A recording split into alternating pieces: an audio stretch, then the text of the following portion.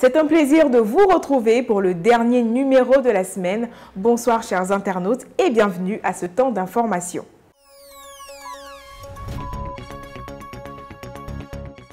Une activité très répandue et pourtant peu sous les feux des projecteurs nous intéresse aujourd'hui. C'est celui de la livraison à moto. Entre intempéries, contrôle de police et comportement à risque des usagers de la route, les livreurs sont de plus en plus sollicités. Dans cet élément, Prunel Assalé et l'un d'entre eux se sont donné rendez-vous. La livraison d'articles de tout genre est une activité qui représente beaucoup pour Soji Abel, un jeune livreur qui décide de nous en dire plus sur son activité. Il travaille dans un restaurant là-bas en tant que réceptionniste de commande, voilà. Là-bas, il y avait des livreurs, voilà, c'était les gars, donc c'est là que j'ai appris un peu la moto. Et puis, ouais, un livreur, en tout cas, un livreur qui est un bosseur là, en tout cas, il peut avoir l'un qui fonctionnait. Il peut avoir au moins 300 000. Moi, en tout cas, personnellement, je tourne dans les 200 et quelques.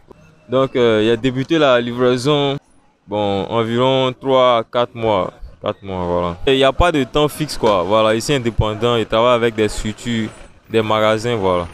En tout cas, le domaine de la livraison, c'est un domaine qui paye. Voilà. Il y a d'autres qui peuvent faire près de 20-30 livraisons. Mais moi, personnellement, il y a des fois, il peut faire 15, 20, voilà, un truc comme ça. Quand on parle de livreur, là, tout le monde sait que c'est pas du jeu, voilà. Il y a la pluie, il y a les accidents, à la circulation, il y a les policiers, même tout ça. Donc, en tout cas, c'est pas un domaine qui est facile. Il faut juste avoir le courage et puis ça va aller. L'oisiveté chronique à laquelle sont confrontés certains jeunes Ivoiriens les pousse à entreprendre. Pas question de se laisser endormir par la paresse.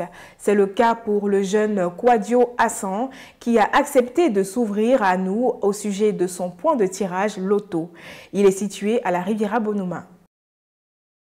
Il en existe pas mal de points de jeu à la loterie dans presque toutes les communes d'Abidjan. Aujourd'hui, nous sommes en compagnie de Kwadio Hassan, un gérant de la place.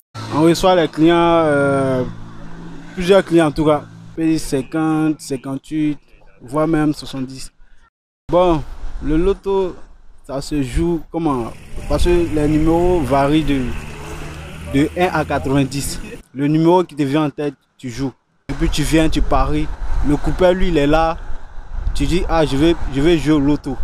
Maintenant, lui, il va taper à la machine. Le pion que tu vas communiquer, c'est ce qu'il va valider à la machine. Et quand il finit de valider, il va te donner un reçu. 5 minutes après, tu viens voir, la machine va faire sortir un résultat de ce que tu as joué là. Si tu gagnes, le coupeur est en mesure de te payer. S'il n'a pas l'argent sur lui, il t'envoie directement à la base. Et puis de là-bas, tu présentes ton ticket. Eux maintenant, ils vont te payer. Il y a 4 jeux dans la journée. Mais on ne prend pas moins de 18 ans. Le ticket est valable pour une semaine. Si tu n'as pas de pion, tu viens ici seulement. Nous, on te donne les vrais pions, c'est cadeau. Nos clients ici, là, nous, on ne prend pas l'argent avec les clients, c'est les clients qui nous donnent l'argent. À Boaké, les victimes de brûlures ont enfin une lueur d'espoir grâce à Konan Kwame. Ce thérapeute utilise des méthodes traditionnelles comme remède pour soulager et guérir les plaies dues aux brûlures. Selon la Société de l'anesthésie-réanimation d'Afrique francophone, en Côte d'Ivoire, les victimes sont généralement des enfants et des jeunes actifs.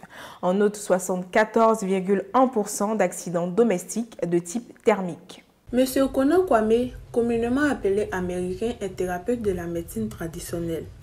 Sa spécialité est de soigner les personnes victimes de brûlures.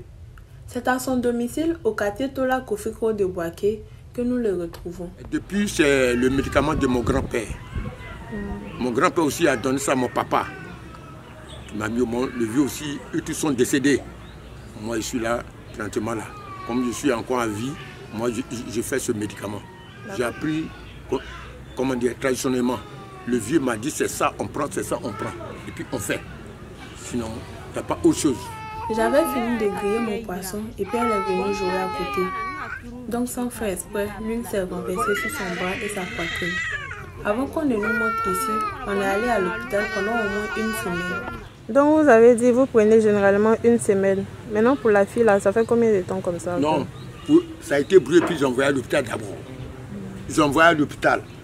Ils ont fait 15 jours là-bas. Puis après ça, quelqu'un les a dit, à toi, Kwadjokoro, qu'ils n'ont qu'à venir. Le directeur de l'hôpital central, même son enfant est brûlé, il a fait venir ici. Moi, j'ai soigné. Hein.